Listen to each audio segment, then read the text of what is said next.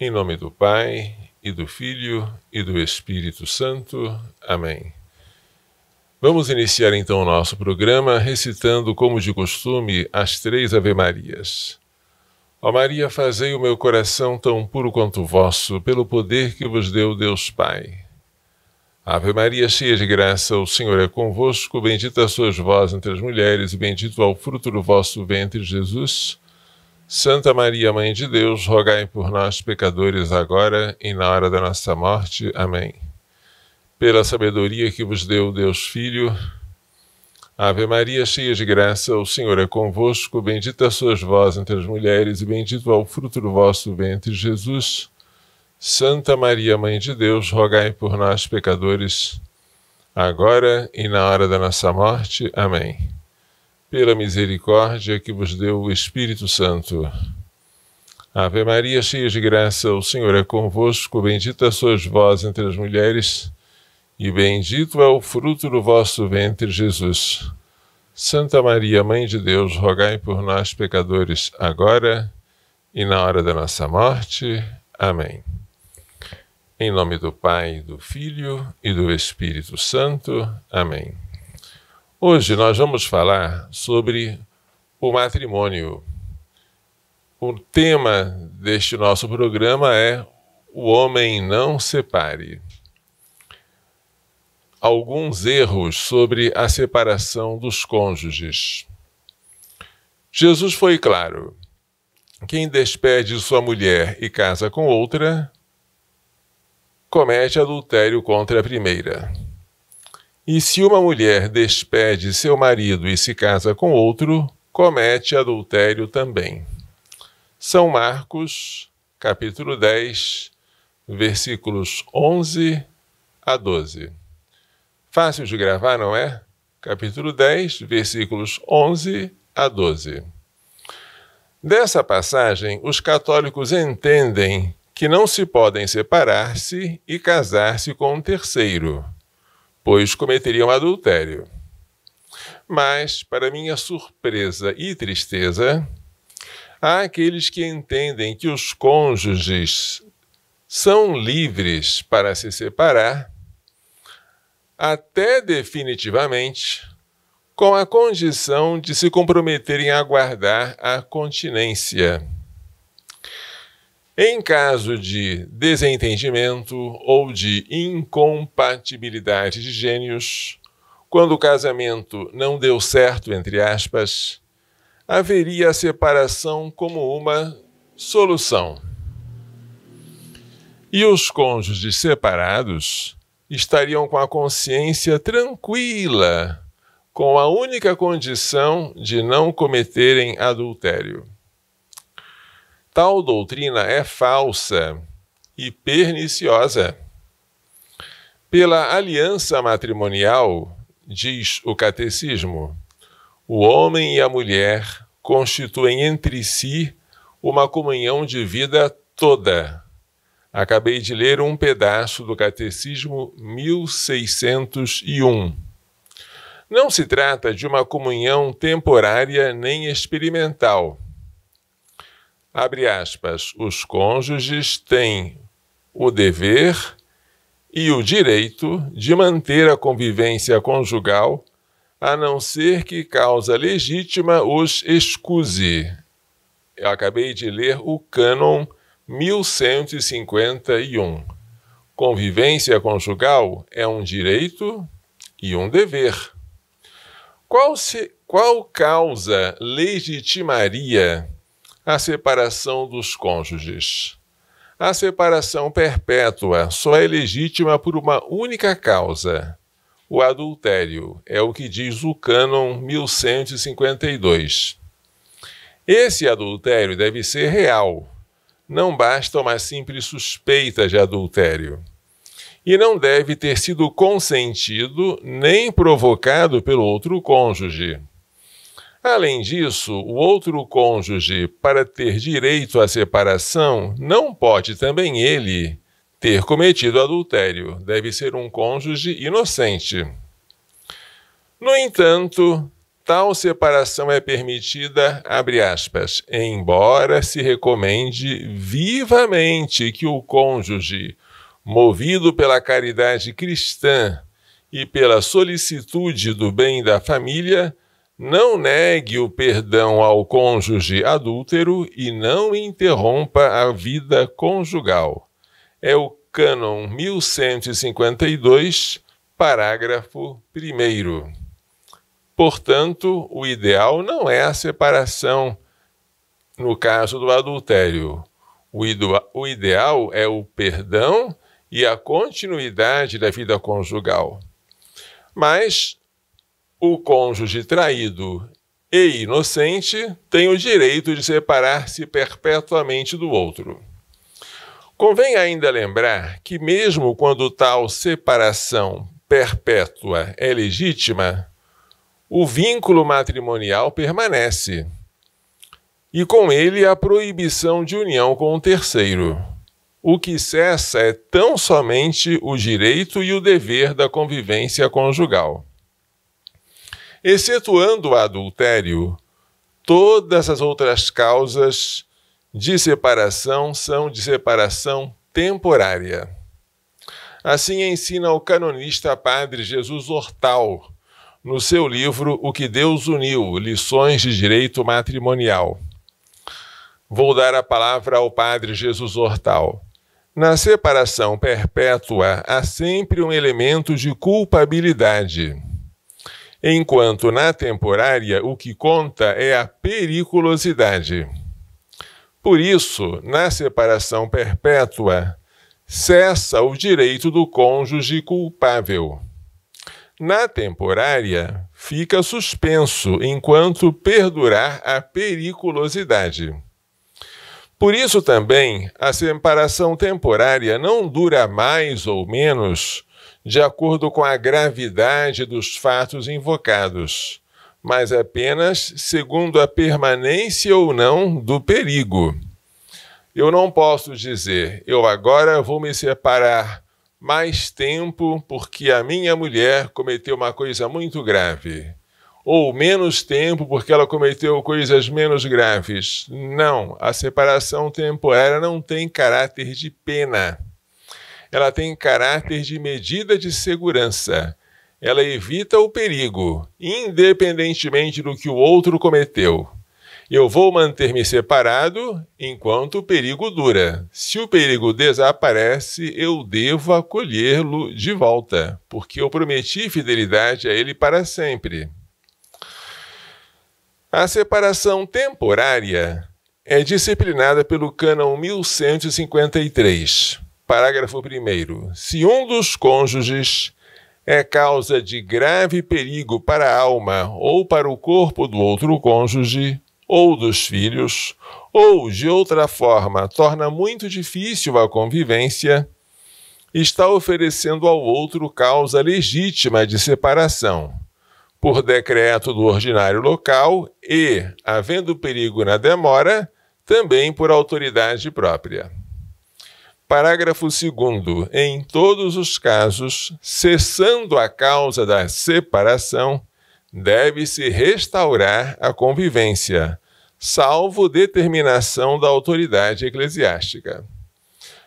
Portanto, todas as outras causas que não o adultério são de separação temporária. Cessou a causa, retorne-se à convivência.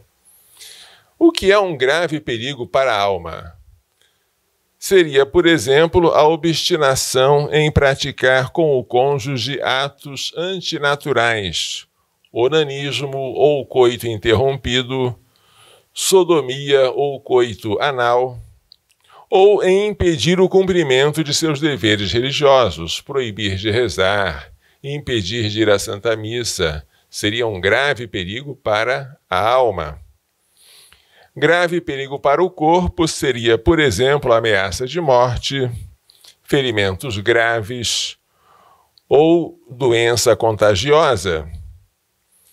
Grave dificuldade na convivência conjugal seria, por exemplo, a adesão a uma seita acatólica, a educação acatólica da prole, a provocação do aborto na prole concebida, maus tratos reiterados.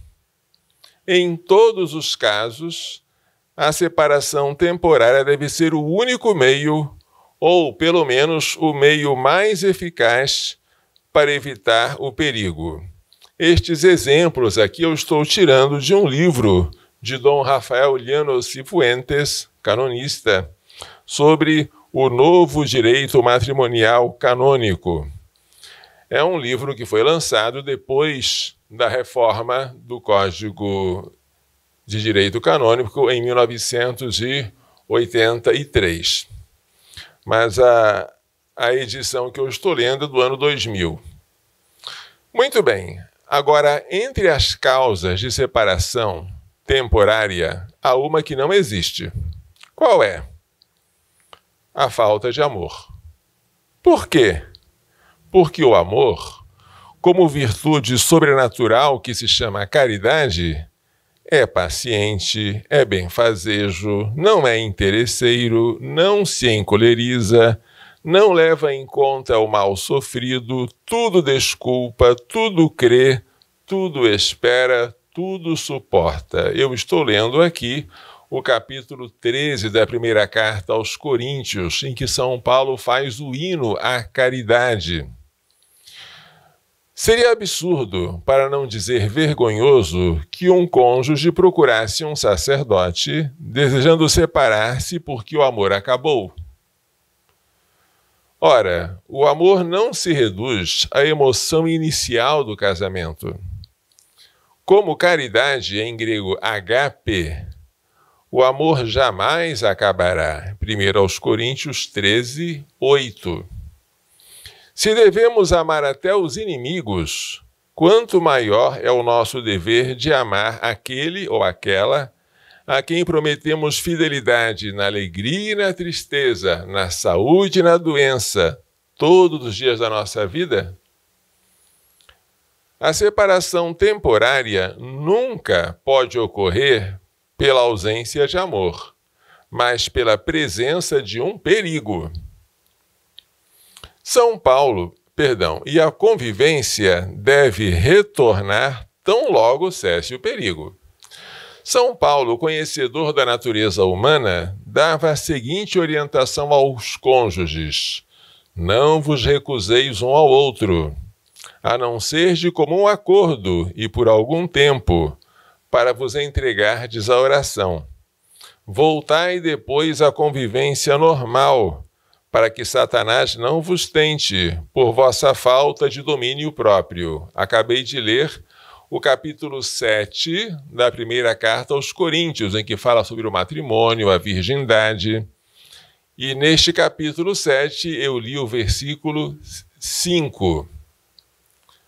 Ora, se a abstinência sexual pode ser perigosa até para casais em estado de graça, não vos recuseis um ao outro. Imagine-se o perigo de adultério se um dos dois é alcoólatra, se tem más companhias ou se está passando por uma crise espiritual. Indicar a separação, ainda que temporária, como solução para um conflito conjugal é uma loucura. E tal loucura se encontra com frequência em sacerdotes que pensam, de maneira simplista, que o meio de trazer a paz é separar os que estão em conflito. Ora, a única paz que a separação traz aos cônjuges que estão em crise é aquela que o mundo dá, não a que Jesus nos prometeu. Deixo-vos a paz, dou-vos a minha paz, não a maneira do mundo que eu a dou. São João 14, 27. A paz de Jesus não é a ausência de conflitos externos, é a tranquilidade interior. Se você tem problemas conjugais, a solução não é a separação. A solução é o amor que tudo suporta. Há um outro caso agora também muito em voga, que é invocar a nulidade matrimonial. Diz o cânon 1141 que o matrimônio ratificado e consumado, isto é, quando houve o ato conjugal, não pode ser dissolvido por nenhum poder humano nem por nenhuma causa, exceto a morte.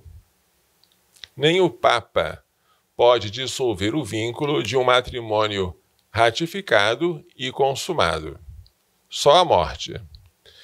É possível, porém, que por algum impedimento dirimente, por exemplo, consanguinidade, casou-se irmão com irmã, inválido. Falta de idade, casou sem a idade mínima para a validade.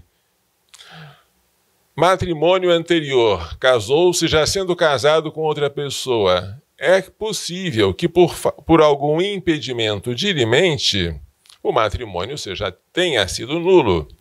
Ou então por vício do conhecimento. A pessoa se casou por coação, ou se casou por medo grave, ou se casou com a falta da intenção de ser fiel por toda a vida, ou se casou com a exclusão radical da fecundidade. Eu me caso sem querer jamais ter filhos. O matrimônio foi inválido por vício de consentimento. Ou então por defeito de forma. A forma canônica é a presença de um sacerdote e 2 testemunhas. Se faltou isso, o matrimônio também foi inválido. É possível que por causa dessas 3 causas, impedimento dirimente, vício de consentimento ou defeito de forma, o matrimônio tenha sido nulo. Em tais casos, os nubentes permanecem solteiros, ainda que pensem que estão casados. A Igreja não anula matrimônios que tenham sido válidos.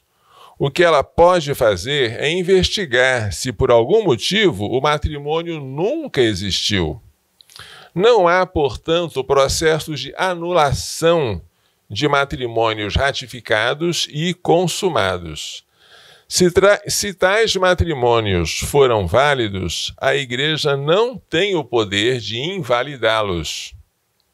Mas ela pode, após uma prudente investigação, declarar que o matrimônio foi nulo e que os cônjuges permanecem solteiros. Em tal caso, eles estão livres para se casar não uma segunda vez, pois o suposto casamento não houve, mas pela primeira vez. No entanto, mesmo que o matrimônio tenha sido nulo, convém tentar convalidá-lo. É o que dizia sabiamente o cânon 1676, antes da reforma de 2015 do Papa Francisco. Antes de aceitar a causa, e sempre que percebe esperança de sucesso, o juiz use meios pastorais a fim de que os cônjuges sejam levados a convalidar eventualmente o matrimônio e restabelecer a convivência conjugal. Afinal, o Evangelho aplica a Jesus o que disse o profeta Isaías: não quebrará a mecha, não quebrará o caniço rachado, nem apagará a mecha que ainda fumega. São Mateus 12, 20, citando Isaías 42, 3. Também a Igreja não tem interesse em quebrar o que pode ser curado, nem em apagar o que pode ser aceso. Se em uma crise conjugal um sacerdote percebe que o matrimônio foi ou pode ter sido nulo, o primeiro cuidado a tomar é guardar silêncio. Em seguida, deve-se buscar a reconciliação do casal, a prática da oração cotidiana em família, sobretudo o terço mariano, e a fuga das ocasiões próximas de pecar. Depois disso, que já se curou a crise conjugal, Se a dúvida sobre a nulidade persistir, o padre pode sugerir a convalidação do matrimônio, o que pode ser feito pela renovação do consentimento. Depois que já resolveu o problema, os dois já estão em paz, estão rezando juntos, indo à Santa Missa, frequentando os sacramentos, fugindo das ocasiões de pecar, ainda persiste a dúvida sobre a validade? Agora sim vamos convalidar. A convalidação simples se faz por uma renovação do consentimento matrimonial. E assim tudo termina com um final feliz. Mas se o sacerdote, com boa intenção, cuidado com essas boas intenções, resolve informar à mulher ou ao marido sofredor que o seu matrimônio pode ter sido nulo, cria-se na pobre alma a expectativa não de reconciliação, mas de separação definitiva. Ainda que depois de terminado o processo canônico confirme-se que o matrimônio foi válido, a imaginação daquele cônjuge já terá voado longe, o que tornará cada vez mais difícil a reconciliação. E mais ainda, se desde o início o padre assegurar que o casamento foi nulo, o casal se sentirá na obrigação moral de evitar os atos conjugais, uma vez que entre solteiros tais atos constituem o pecado da fornicação. Como é grande o dano de um sacerdote, né? Bem intencionado, quando desde o início resolve não curar o que está rachado, nem reacender a chama que está se apagando, mas resolve destruir. Com boa intenção, mas destruir. Nós, padres, não podemos fazer isso. O problema que eu acabei de falar tornou-se maior com a publicação em 2015 do motu próprio Mitis Iudex Dominus Iesus, o manso juiz Senhor Jesus, pelo Papa Francisco. Este documento mudou radicalmente as normas processuais relativas às causas de nulidade matrimonial. Antes, era necessário que a sentença de primeiro grau fosse confirmada pelo Tribunal de Apelação.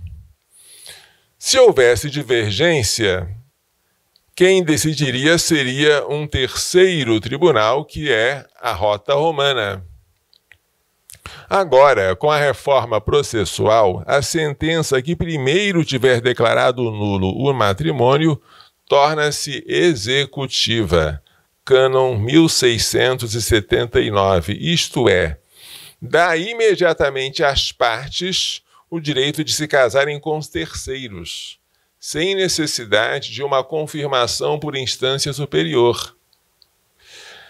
Isso tornou mais ágil o processo, mas também diminuiu a segurança contra erros de julgamento.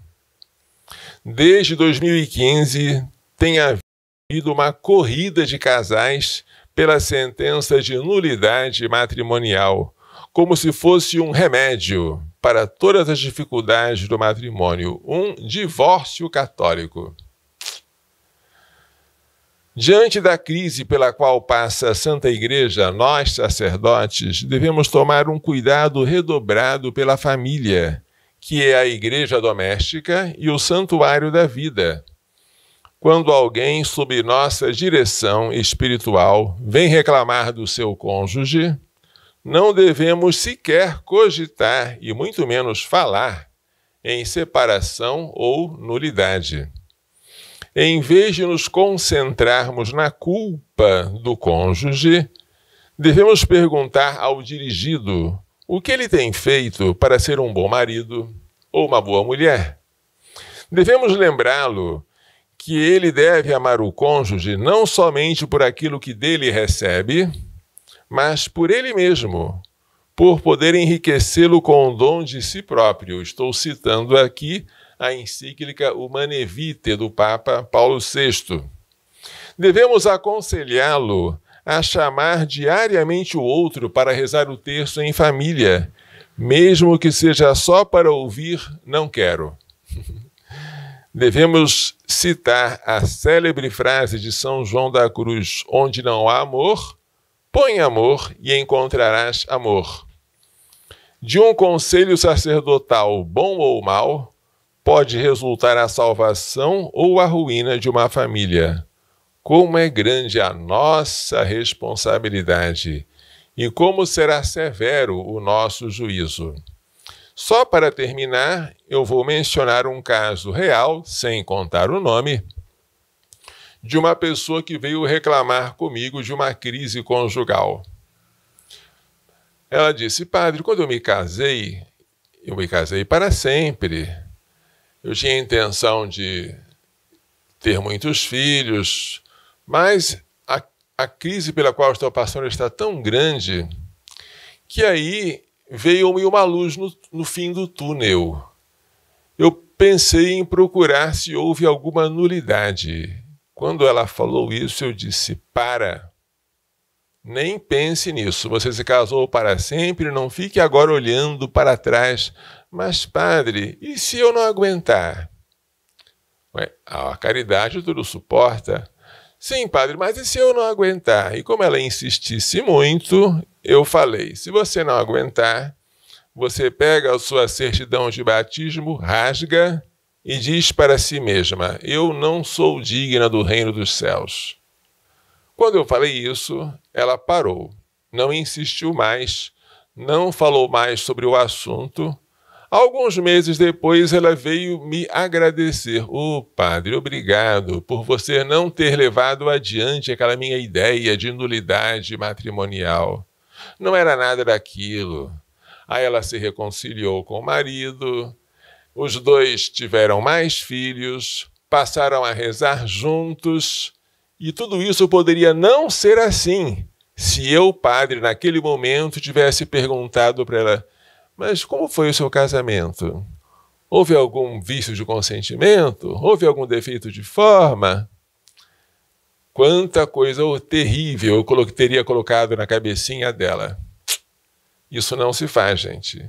A gente tem que preservar a mecha que ainda fumega e conservar a cana que está rachada, mas não se quebrou. Esta é a missão da igreja. Se nós não conservarmos a família, não vamos conservar a vida, porque a família é o santuário da vida. A missão pró-vida passa pela missão pró-família. E é por isso que eu peço a mim, aos sacerdotes, aos leigos de um modo geral, vamos cuidar muito da família. O futuro da humanidade passa pela família. É o que dizia o Papa São João Paulo II. Vamos então terminar com a bênção final. O Senhor esteja convosco. Pela imposição de minhas mãos sacerdotais e pela invocação da bem-aventurada sempre Virgem Maria, de São José, seu castíssimo esposo, de São Luís Gonzaga, de São Luís Maria Griões de Montfort, de Santa Genevieve Mola, de São Miguel, São Gabriel, São Rafael, de todos os anjos e santos, abençoe-vos, proteja-vos e guarde-vos com toda a bênção do céu e da terra, Deus Todo-Poderoso, Pai, Filho e Espírito Santo. Amém. Coração Imaculado de Maria, livrai-nos da maldição do aborto.